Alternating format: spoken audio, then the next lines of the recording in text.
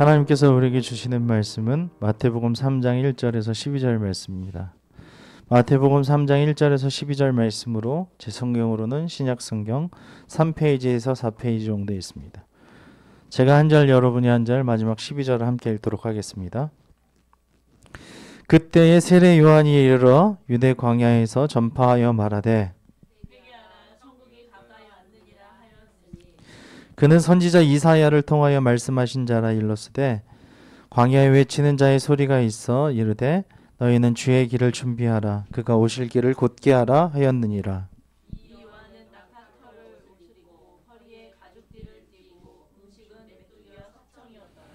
이때 예루살렘과 온 유대와 요단강 사방에서 다 그에게 나와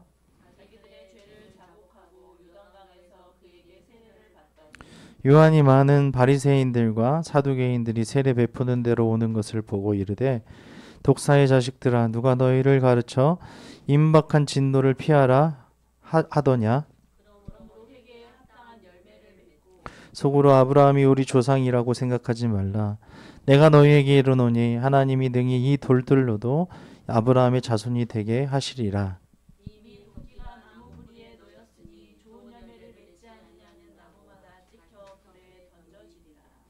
나는 너희로 회개하게 하기 위하여 물로 세례를 베풀거니와 내 뒤에 오시는 이는 나보다 능력이 많으시니 나는 그의 신을 들기도 감당하지 못하겠노라. 그는 성령과 불로 너희에게 세례를 베푸실 것이요 손에 키를 들고 자기의 타작마당을 정하사 알곡은보와 곡간에 드리고 쭉정이는 꺼지지 않는 불에 태우시리라. 아멘. 할렐루야. 우리 하나님께 영광의 박수 올려드립시다.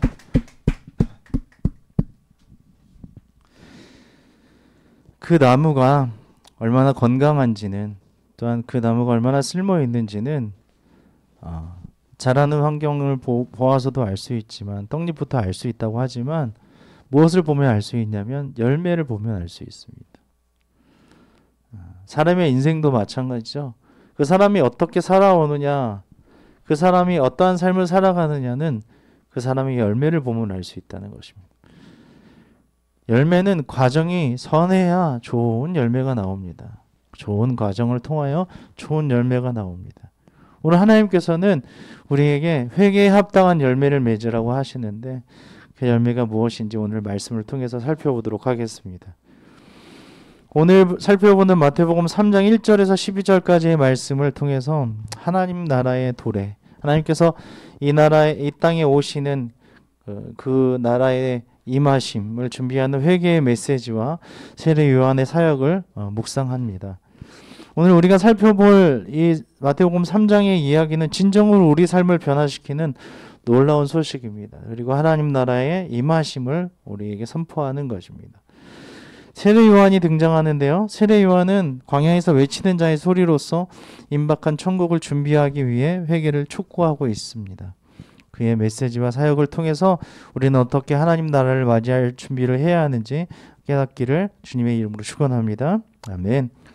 1절에서 3절을 함께 읽겠습니다. 시작. 그때에 세례 요한이 이르러 유대 광야에서 전파하여 말하되 회개하라 천국이 가까이 왔느니라 하였으니 그는 선지자 이사야를 통하여 말씀하신 자라 일렀으되 광야에 외치는 자의 소리가 있어 이르되 너희는 주의 길을 준비하라 그가 오실 길을 곧게 하라 하였느니라. 아멘. 때는 그때입니다. 그때에 그 전에 2장의 마지막을 보면 헤롯의 아들이 이제 아켈레오라는 사람이 이어서 그 지역의 왕이 되고 그리고 아직까지 그쪽에 가지 못하니까 그 요셉과 가족들과 그 예수님이 갈릴리 나사렛 동네에 살았더라 이렇게 되어 있죠. 그 살던 때에 그때에 세례 요한이 이렇게 되어 있죠. 그래서 세례 요한이 유대의 광야에 나타나서 복음을 전파하기 시작했습니다. 여기에서 이 유대 광야라는 곳은 어디냐면 광야는 구약의 예언대로 이제 예언자가 나타나는 곳이었는데 그곳은 어디냐? 쓸데없는 갈등을 피할 수 있는 그런 장소였습니다. 광야는 타락한 종교 지도자들과 갈등을 하지 않아도 되는 그런 곳이었고, 또 광야는 메시지의 진지함과 하나님과 가지는 올바른 관계가 세상에서 안락한 삶보다 훨씬 더 중요하다는 것을 보여줄 수 있는 그런 장소였습니다. 그래서 그 광야는 따로 떨어져 있는 장소이다라고 생각할 수 있는 거죠. 또 이 광야는 하나님과 만나서 하나님의 말씀을 듣는 곳이라고 할 수 있습니다. 우리에게 광야는 어디입니까? 라고 생각할 때에 조용히 하나님과 만날 수 있는 곳, 하나님과 기도할 수 있는 곳이 광야인 것입니다. 이 유대의 광야에 나타나서 복음을 전하기 시작했습니다. 뭐라고 전합니까? 2절에 보면 회개하라 천국이 가까이 왔느니라 라고 외치죠. 그러면서 다가올 메시아의 길을 예비하고 있는 것입니다. 광야는 죄와 반역으로 인해서 하나님으로부터 멀어진 이스라엘 백성들의 영적 상태를 상징하기도 합니다.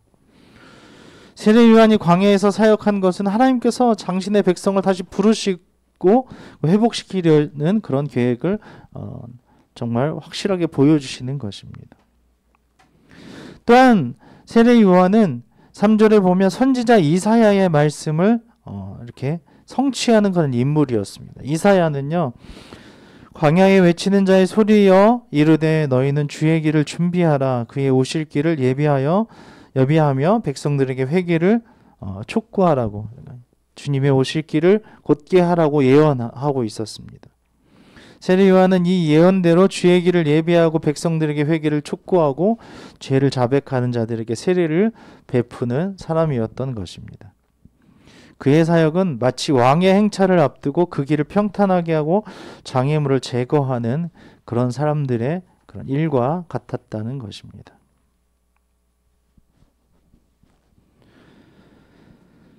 지난 시간에도 우리가 예언을 성취한 것을 본 것과 같이 하나님께서는 이렇게 선지자를 보내기 전에 예언하셔서 예수님이 오실 길을 예비하시고 그 길을 곧게 하시는 분이십니다. 할렐루야. 아멘.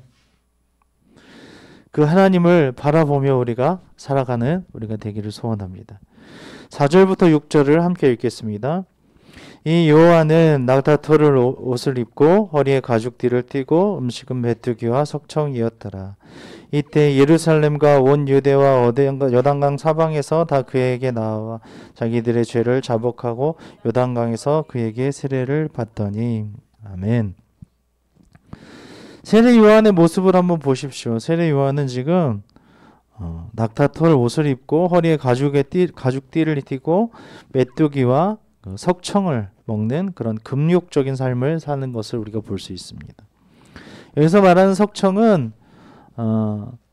바위 틈 사이에서 형성된 귀한 꿀을 이야기합니다. 그래서 이것을 찾아내기가 매우 힘들죠. 그래서 이 꿀을 찾아내는 그런 사람들도요, 바위 사이에서 이 벌이 왔다 갔다 하는 것을 잘 관찰해서 그 석청을 꺼내는 것을 볼 수 있습니다. 아주 오리지널 꿀이죠. 그의 검소한 생활 방식은 세상의 쾌락과 욕망을 멀리하고 하나님께 헌신하는 선지자의 모습을 낱낱이 보여주는 것입니다.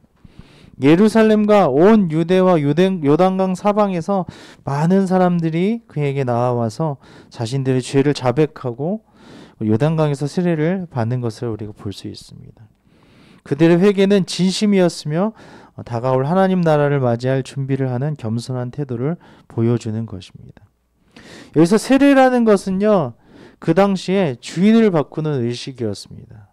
난 이 단체에 들어가겠습니다. 나는 이 어떤 세력에 들어가겠습니다. 나는 그 안에 들어가겠습니다. 라는 그런 의식과 비슷한 것입니다. 마치 내가 당신의 종이 되겠습니다. 라고 고백하는 종으로서 그 집에 들어가는 것처럼 나의 주인을 바꿉니다. 내가 그 밑으로 들어가겠습니다. 라는 그런 의미인 것입니다. 세례는 죄 씻음의 상징이었으며 새로운 삶을 향한 그들의 결단을 나타낸 것입니다. 그래서 자기들의 죄를 자복하고 요단강에서 그에게 세례를 받는 것이었습니다. 7절에서 10절을 함께 읽겠습니다. 요한이 많은 바리새인들과 사두개인들이 세례 베푸는 데로 오는 것을 보고 이르되 독사의 자식들아 누가 너희를 임박한 진노를 피하라 하더냐. 그러므로 회개에 합당한 예배를 맺고 속으로 아브라함이 우리 조상이라고 생각하지 말라. 내가 너에게 이르노니 하나님이 능히 이 돌들로도 아브라함의 자손이 되게 하시리라. 이미 도끼가 나무 뿌리에 놓였으니 좋은 열매를 맺지 아니하는 나무마다 찍혀 불에 던져지리라. 아멘. 세례 요한은 많은 바리새인들과 사두개인들이 세례를 받으러 오는 것을 보고 그들에게 독사의 자식들아 너희가 어찌하여 장차 올 진노를 피하라 경고를 받았느냐 이렇게 강하게 책망하고 있는 것입니다. 바리새인과 사두개인들은 당시 유대 사회의 종교 지도자들이었지만 종교 지도자들이라는 것은 지금 굉장히 큰 목사님들을 의미하는 것처럼 교황과 같은 그리고 그런 추기경이나 이런 사람들처럼 종교 지도자들을 의미하는 것입니다. 그런 사람들이었지만 세례 요한은 그들의 외식적인 태도와 형식적인 신앙을 날카롭게 지적한 것입니다. 그는 그들에게 그러므로 회개에 합당한 열매를 맺으라고 촉구하면서 겉으로만 회개하는 척하는 것이 아니라 삶의 변화를 통해서 진정한 회개를 증명해야 된다고 강조한 것입니다. 아까도 말씀드렸지만 이 세례라는 것은 회개를 촉구하는 것입니다. 그리고 회개에 합당한 열매를 맺으라고 하죠. 8절에 보면은요. 삶의 변화가 있어야 된다는 것이죠. 서두에 나는 것처럼 어떤 나무가 어떤 열매를 맺는지 회개를 하는 사람이라면 회개에 합당한 열매를 맺는 것입니다. 우리가 무엇을 잘못했으면 그것을 뉘우치고 하지 않겠다고 회개를 한다면 다시는 그 일을 하지 않는 것이 회개에 합당한 열매라는 것입니다. 세례 요한은 또한 그들에게 속으로 아브라함이 우리 조상이라고 생각하지 말라. 내가 너희에게 이르노니 하나님은 능히 이 돌들로도 아브라함의 자손이 되게 하시리라고 경고하고 있는 것입니다. 너희의 혈통 풀이 전혀 상관없습니다. 이 돌들도 하나님의 혈통이 될 수 있어. 아브라함의 혈통이 될 수 있어. 너희가 가지고 있는 지위나 어떤 베네핏이나 어떤 유리한 점 다 소용없다라고 얘기하는 것입니다. 나는 엄마 뱃속에서부터 교회를 다녔어. 나는 지금 40년, 50년 교회 다니고 있어. 난 지금 이러한 직분들을 가지고 있어. 난 이런 훈련을 받았어. 라는 것 다 소용없다는 것입니다. 혈통적인 유대인이라는 특권의식에 안주하지 말고 진정으로 하나님을 믿고 따르는 자가 되어야 함을 강조하고 있는 것입니다. 그는 이미 도끼가 나무 뿌리에 놓였으니 좋은 열매를 맺지 아니하는 나무마다 찍혀 불에 던져질 것이라고 엄중하고 경고하고 있는 것입니다. 엄중하게. 불에 태워진다. 회개에 합당한 열매, 그것이 무엇인지 우리가 매일매일 한번 생각을 해봐야 됩니다. 내가 주인을 바꾸고 그렇게 하나님 앞에 살아간다고 생각하는데 내가 그거에 합당한 열매를 맺지 않는다면 그것은 회개에 합당한 열매를 맺지 않은 것이라는 것입니다.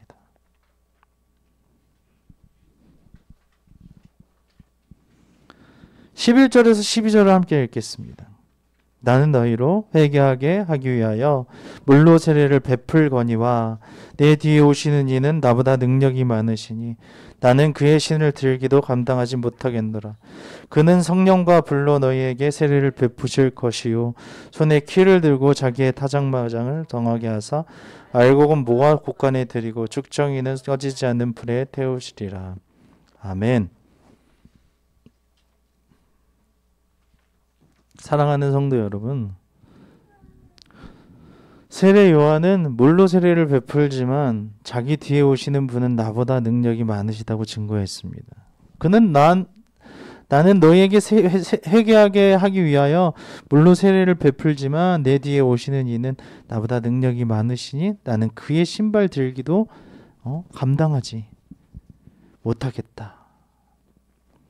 그는 성령과 불로 너희에게 세례를 베푸실 것이라고 선포했습니다. 이는 예수 그리스도께서 단순한 물 세례가 아닌 성령과 불로 세례를 베푸시는 능력이 있는 메시아이심을 강력하게 분명하게 증거하는 것이라는 것입니다. 성령 세례는 믿는 자들에게 하나님의 영이 임하시고 그들을 변화시키는 그런 역사를 의미하는 것입니다. 특별히 성령의 역사로 참된 마음의 회개와 내적 변화를 가져오는 것입니다. 성령의 역사로. 그래서 우리가 거듭날 때는 성령으로 거듭난다고 되어 있지 않습니까? 우리의 마음을 바꾸시고 우리를 변화시키는 분이 바로 성령님이십니다. 할렐루야. 아멘. 또한 마치 불이 더러운 곳을 태워 정화시키듯이 죄악으로부터 정결케 되기 때문에 불세례라고 또 불리는 것입니다. 성령과 불세례로 하나님께서 우리를 정결케 하시고 또 어떻게 하신다? 내적인 온전한 변화를 일으키신다는 것입니다. 회개와 내적 변화.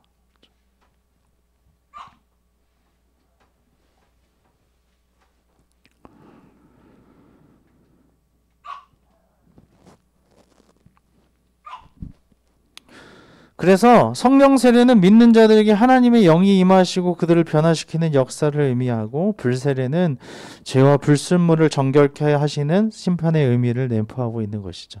세례 요한은 또한 메시아께서 손에 키를 들고 자신의 타작마당을 깨끗하게 하사 알곡은 모아 곳간에 들이고 쭉정이는 꺼지지 않은 불에 태우실 것이라고 말씀하고 있습니다. 이는 예수 그리스도께서 마지막 심판 때에 의인과 악인을 완전히 분리하시고 당신의 백성을 영원한 천국으로 인도하실 것을 분명하게 보여주는 것입니다.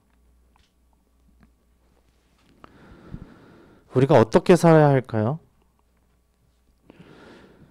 하나님께서는 회개에 합당한 열매를 맺어서 주님을 왕으로 영접한 자에게는 구원을 베풀어 주시지만, 자기 죄를 고집하는 자들은 나 이거 잘 살고 있어, 나 이것이 맞아, 이것이 옳다고 얘기하는 그런 사람들, 절대 변하지 않는 사람들에게는 그 사람들을 제거하신다고 하십니다. 불사르듯 제거하신다.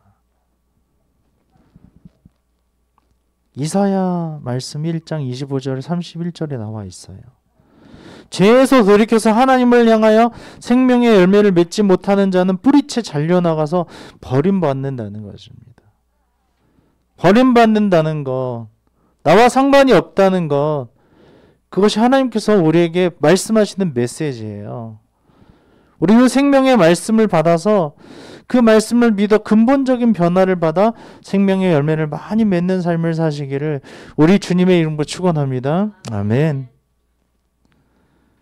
사랑하시는 성도 여러분, 오늘 우리는 마태복음 3장 1절부터 12절까지의 말씀을 통해서 세례 요한의 회개의 축구와 다가올 하나님 나라에 대한 메시지를 묵상해 보았습니다.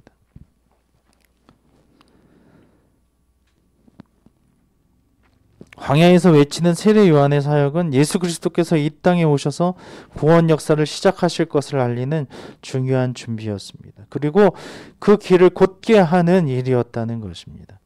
그는 사람들에게 죄를 회개하고 마음을 새롭게 하여 하나님 나라를 맞이할 준비를 하라고 외쳤습니다. 천국은 여기서부터 시작되는 것입니다.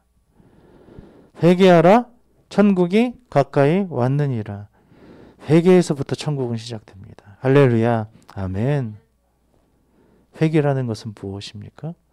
지금까지의 나를 주인으로 살아왔던 모든 것들을 다 내려놓고 버리고 물에 들어갔다 나오는 것처럼 나는 죽고 예수 그리스도로 살아가는 삶. 하나님께서 우리를 통치하는 삶. 그래서 우리의 종이 완전히 달라지는 거예요. 내가 지금까지는 죄의 종, 그리고 누구의 종으로 살아왔다면, 아니면 돈의 종으로, 아니면 어떤 사람의 종으로 살아왔다면, 이제부터는 하나님께서 우리를 통치하시는 하나님의 종으로 살아가는 것입니다. 그래서 우리의 회개가 하나님께 상달되어서 성령께서 우리를 완전하게 내적으로 변화시켜 주시고 물을 포도주로 만드시는 그 하나님의 능력이 우리에게 임하시는 것입니다. 그분이 우리의 하나님이시고 우리의 주님이시라는 것입니다. 그럴 때 우리의 내적인 변화는 완전하게 일어나고, 종이 다르기 때문에 이제는 우리가 아닌 하나님의 열매를 맺는 것입니다. 회개에 합당한 열매를 맺고 우리의 모든 것들을 다 태워버렸기 때문에 그 태운 것으로 깨끗하게 되고, 그리고 매일매일의 삶이 하나님의 열매를 맺는 삶으로 나아갈 줄로 믿습니다. 아멘. 이것이 우리 오늘 말씀을 우리에게 말씀하시는 것입니다. 하나님 나라를 준비하라. 천국이 가까이 왔다. 임박한 진노를 너희가 피할 수 있겠느냐. 이미 도끼가 그 뿌리에 놓여 있다라고 경고하고 계십니다. 시제를 한번 보십시오. 이 세례 요한의 메시지는 오늘날 우리에게도 동일하게 적용되고 있는 것입니다. 우리는 항상 우리 자신의 죄를 돌아보고 하나님 앞에서 돌아보고 회개하며 우리가 추구하고 있는 것들을 다시 돌아보는 것이에요.